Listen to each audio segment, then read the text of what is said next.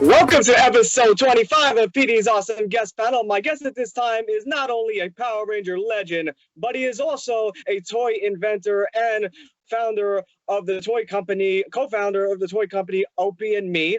Definitely I'm gonna definitely buy some products from there. He is Latham Mesagog Gaines. How are you today, Latham? I'm good, thank you, Peter. Nice to meet you.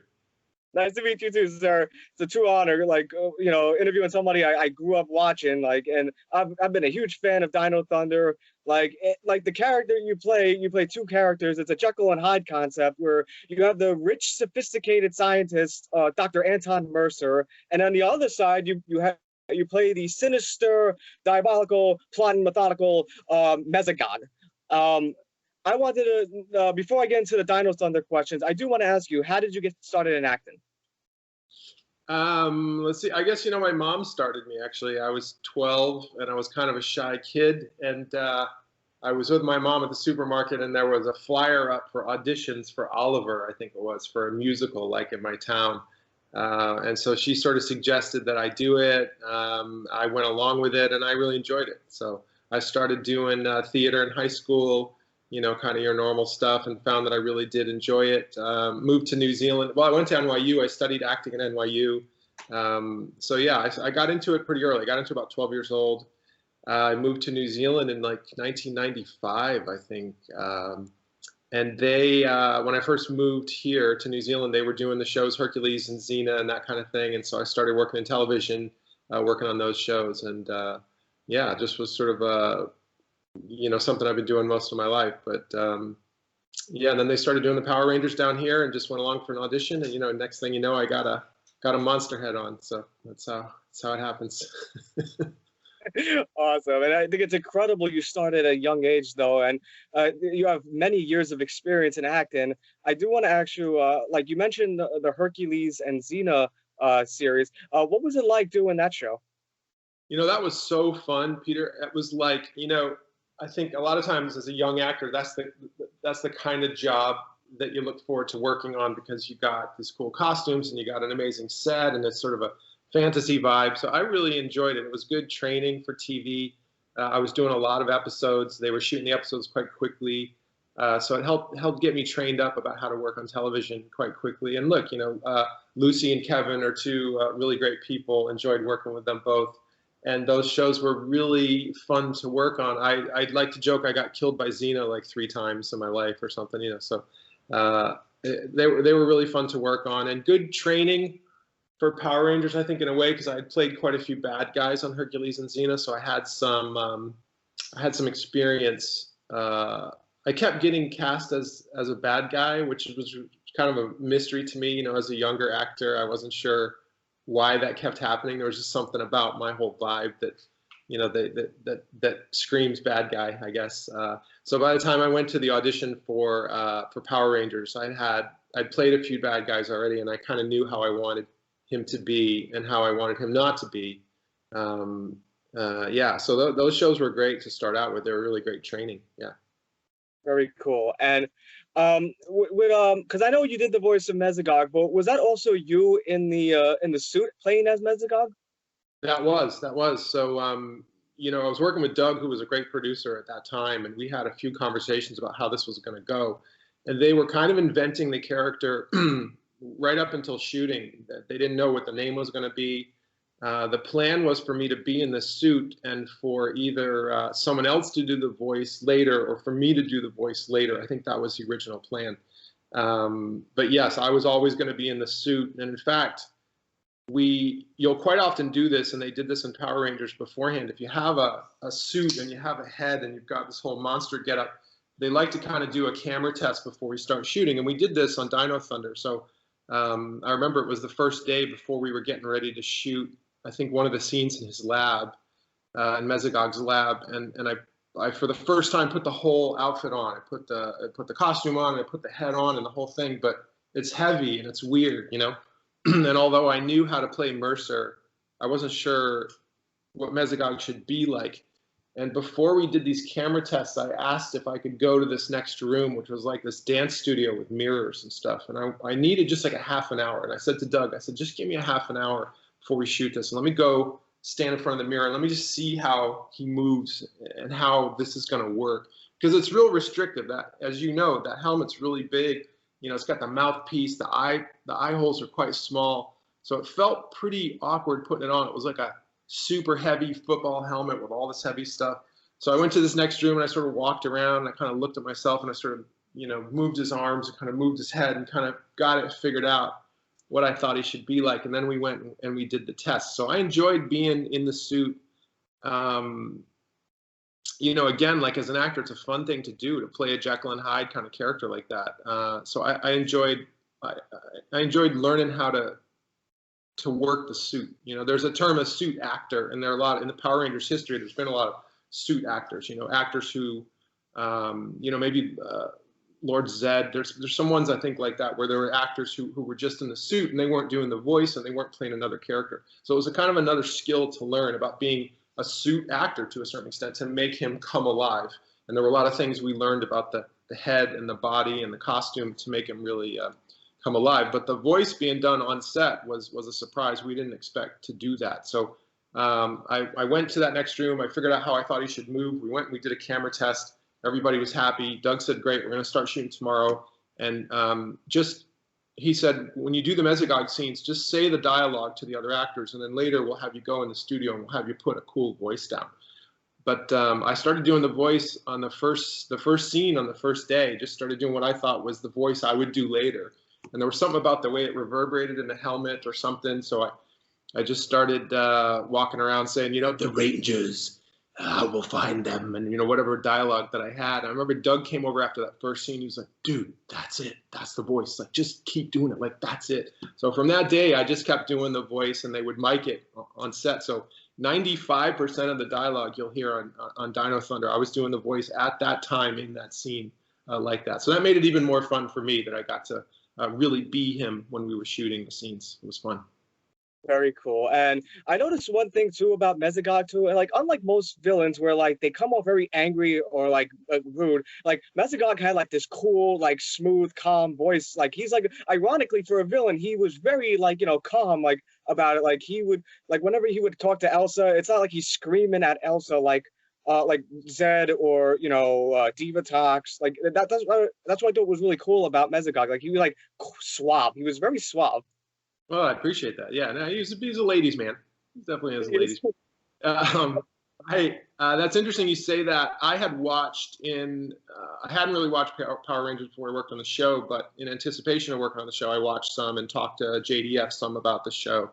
And to be honest, I didn't like a lot of what I saw about previous bad guys. I thought they were, you know, with all due respect to all the actors before me, I thought there were some silly bad guy stuff. And I thought it didn't give the kids and certainly the adults who watched the show enough credit. I just didn't find them very scary. I thought the laughing or the evil laugh or the yelling was not scary.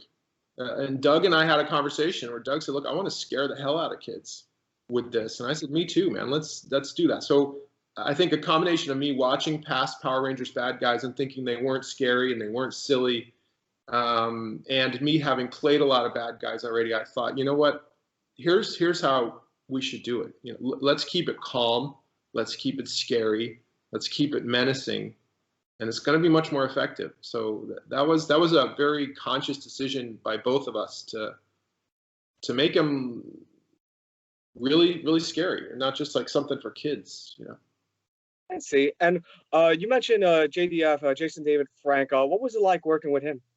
He's great. Jason's great. I met him about a week before we started shooting, and we hit it off. And he was the first one that told me. He said, "Dude, this is not a kids show. Like, yeah, kids watch it, but there's everybody from 5 years old to 50 years old are watching this show." And he told me about Ranger Board, and so he kind of opened my eyes that this franchise was bigger than I thought, and I was impressed that he thought about the show like that. I was impressed at how seriously he took the show.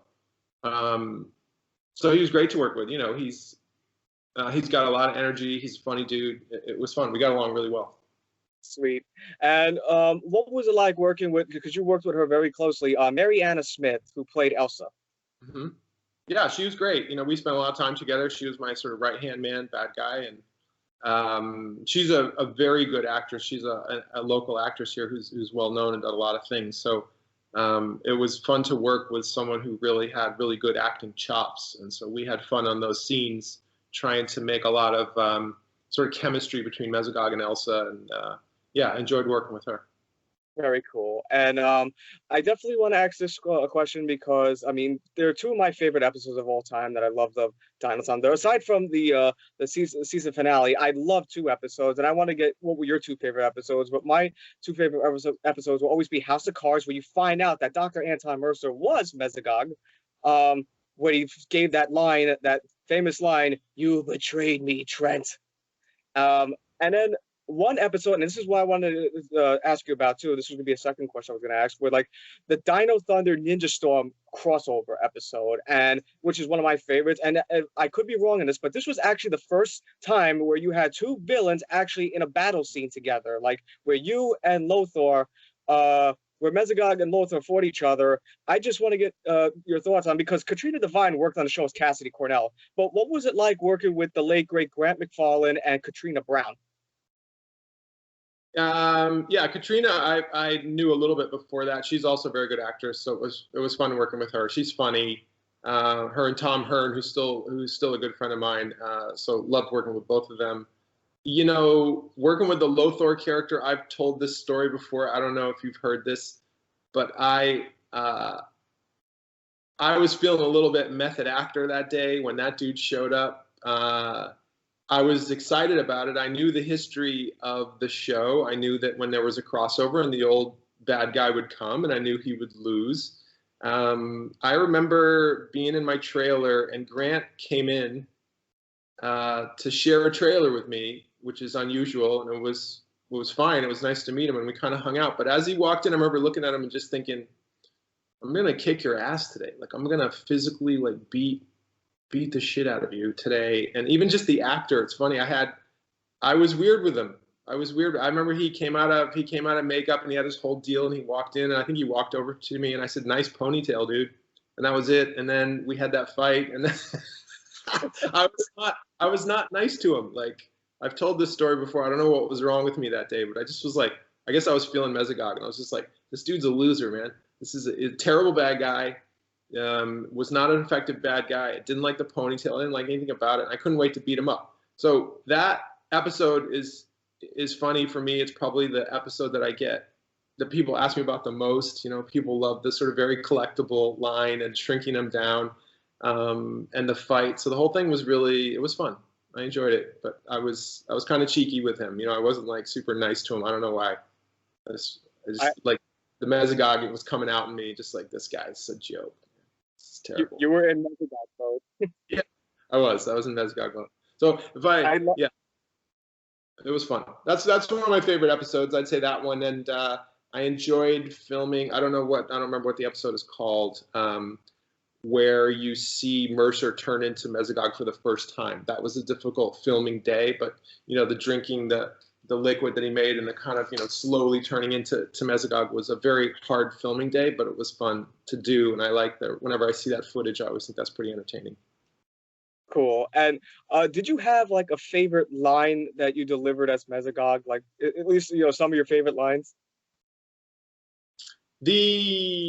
I thought it was important that he repeat things. You know, the excellent line was something I think I made up early on, where I sort of threw that in there. So I always enjoyed saying that. You know, the lines with Lothar saying, you know, I think I said "die, Lothar," and this time mean it. And the very collectible is definitely one of my favorite. You know, especially as a toy inventor guy, to be holding up the little Lothar and saying "very collectible." I thought that was pretty hilarious. There's some cheeky lines in there. So. And some of the Mesagog scenes with Elsa and Zeltrax, I enjoyed when he would really, you know, kind of crush him with his brain or go around and say horrible things to them. I always enjoyed those kind of lines. Because I love, like you said, that line you mentioned with the Lothar line, because I remember to this day, I actually have the original recording. Like I used to record VHS like back in the day. Like I have the recording of that 2-part episode, and I'll never forget to this day. Like when you deliver the line when you're battling Lothar, you say like as Lothar, you go say goodbye, Lothar, and this time mean it. That's right. That's right. Exactly. Yeah. Yeah. I thought it was great. Yeah. And then Yeah. that line, and I loved when he said I shouldn't have trusted him, and then you're like, and I know I shouldn't have trusted you. Yeah. Yeah. And then you're reminding me of a scene with Trent as well. I think when I had Trent, when Mesagog has Trent strapped down to the whatever that sort of bed, like examining table that he had that he would strap people down to. Those were some good scenes as well, as I remember. Very cool. Like, and I noticed too, like when there was a change, like when Anton Mercer split from Mesagog, and Mesagog became like his own entity. Like I noticed the character's voice changed a little bit. He became more like he was hissing like when he talked. Was that like something you improvised, or was that something you were told like to change his voice, like alter his voice to show it's not Anton Mercer like talking? Yeah, I can't remember exactly how that came about, but I think I always thought deeply about the character. I cared a lot about what was going to happen at the end, and so it always occurred to me that Mesagog's voice was really still a human voice. In other words, when you look at the Mesagog character, he's basically human. So I always felt like my Mesagog voice should be a human voice that was being affected by some weird like dinosaur vocal box or something. So once he split into Meso Monster, or even when he split out before that, I felt like he was more dinosaur then, and the voice should change a little bit. So it was a conscious decision to, because eventually I think as Meso Monster or whatever, he wouldn't be able to talk at all. He would have lost that kind of human voice box. I think was my thinking at the time. Yeah. Oh, okay. Now I want to ask you, like, because you are a toy inventor, though, is like and the co-founder of OP and Me LLC. I have to ask you, like, because I have a baby niece and I'm gonna have a soon nephew either this month or next month. Is there any way like I could purchase some of those toy products? Well, we're a concept company, a toy and game concept company. So we license our ideas to the big companies. We don't actually manufacture any of our own toys. We have a lot of ideas, and we work really closely with Spin Master, Hasbro, Mattel, Moose, all the big companies, and we license those ideas. So yeah, so you can't buy anything from us directly, but I'll keep you in the loop about new things we have coming out, and yeah, could even send you some. So yeah. Oh, that would be awesome. And I do want to ask, like, because we have like before like the interview is over, I definitely want to ask, like, because I watched your that when you did POW not POW Morphicon 2016 with the all villains panel though, and I thought it was excellent though. Like I mean the questions like they asked like to all of you, like I'm good friends with Amy Roll who played Trakina, like, and she talked about like that it was a cool time. Like what was your memories of doing the 2016 Morphicon? Yeah, I really enjoyed it, and I still to this day enjoy meeting fans. I'm constantly surprised and amazed by how popular Power Rangers continues to be, and how popular it has been, and grateful to be part of that kind of legacy, and really happy and grateful that the hard work that I put into Mesagog continues to be appreciated. That's really a nice thing. I've met hundreds and hundreds of fans, and seeing how much it's meant to them, how many people I've met like you or, younger than you who were little kids who say, look, you scared the hell out of me when I was a kid. So I enjoy that, and I enjoy being part of the whole thing. So when we get together and the fans get to really come and ask you all the questions they want to ask and get the pictures taken, it's enjoyable for me. I really, like I said, I'm constantly surprised by the enduring popularity of it. It's really interesting, and I'm proud and grateful to be part of the history of it. I took it very seriously. I think there may have been actors in the past who worked on the series who just saw it as a stepping stone and maybe didn't take it very seriously. But after that first conversation with JDF, I decided I was going to take it really seriously. That I wanted to be the best bad guy that Power Rangers ever had. I took it on as a challenge and said I want to really make a mark. And when we go to those conventions or I meet fans, I can see that I did, and that's really fun. So. Very cool. And I definitely got to say this too. And I finally get to say this to you because I waited to 14 to say this. Well, actually, when I graduated junior high, you know, because there's influences that, inspire, like my family inspires me to do a lot, like too. Like, and I'll definitely say this too, like watching that last episode, um, where you and Mariana and all the cast members were at the high school prom, and last episode, it it influenced me to actually push myself harder. So that way, I'm thinking to myself, hey, this could be me having a prom too. Like if I work on my grades too. Like I mean, my family is a big supporter like of me. But and then there's that episode that where you were in where with the prom really was like. If I really want this to happen to me, like going to a junior high prom, I got to work on my grades. So that episode really, really influenced me on working hard in eighth grade and going to eventually prom. Wow, that's inspiring to hear that, Peter. I'm glad you told me that. That's humbling to hear that. I'm so happy that I could have been a part of that for you. That's really gratifying. And it's the reason that I did work hard on something like this and didn't just take it as another job that I wanted to see the end of, So that's I love hearing you say that, Peter. Congratulations about that. I'm glad to have been even just a small part of that. That makes me feel great. So I appreciate you telling me that. That's really nice. I'm so glad I finally got to say that because I'm a huge fan of your work. And like most kids, I was scared to death even as a teenager, I was scared to death of Mesagog because he had the creepy eyes, the voice. So you definitely scared the hell out of me when I was younger. Oh, that's what I was trying to do. Yeah, absolutely. That's awesome. And Latham, because this is an open forum, you could talk about anything you want. The floor is yours, sir. I mean, look, I do a lot of these interviews. I meet a lot of fans. In your particular case, I was thinking the other day, you were asking about doing this interview, and I don't always do them, but I'm proud and impressed with your ability, that you put this together and you got a channel and you reach out and you interview people and you've got your own little sort of mini media company going here. I think you're doing a great thing, dude. And I encourage you to do more of this and keep pursuing your dream and keep doing this. This is obviously a passion of yours and you do it very well. And I'm excited to see where you can go in the future with it. So I showed up today to meet you because I'm impressed with what you've done so far. I think it's fantastic. Thank you so much. And I do have one request because me and my friend John, we're huge Power Ranger fans. We love the franchise. We say that Mesagog is in the top 5, even top 3 best villains of all time. And we both requested, and you probably are gonna get this one too. Could you threaten us as Mesagog? I mean, yes, of course. What's your friend's name? John? John and just John. John and Peter. All right, but before I do that, let me just make a case for why Mesagog is possibly the best villain of all time.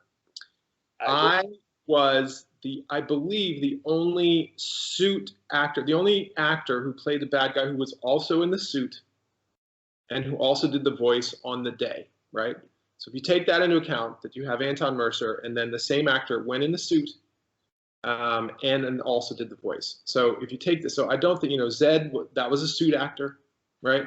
You've got some other good Repulsor or whatever, but then she wasn't another character as well. So clearly, in my opinion, Mesagog has got to be scariest, best bad guy. You're also talking about the New Zealand era too. When you're Zed, that was like back in America, that was like more money, it was a different kind of thing. So all things considered, I think Mesagog is one of the top 3 best bad guys of all time. I agree. Said that. I see you, John. You and Peter are not long for this earth. If it were up to me, I'd turn you into dino dust. Thank you so much. And I got to say, before we conclude, sir, I got to say thank you for not only the memory, not only for this interview you gave us a total honor and pleasure because I've been a fan of yours since I was a teenager. But thank you for those memories you have given me, in the 8th grade, watching Power Rangers Dino Thunder, which is still one of the best series of the franchise. Thank you, Peter. I appreciate that. And I will send you. Would you be able to send me your email so I can send you a copy of this interview so you can have one too? Absolutely. Okay. It's just mesagogrules@gmail.com. No, I'm just kidding. Stop that. Thank you so much. Yeah, Thank you nice. so much. No worries. Have a good night, sir. Too.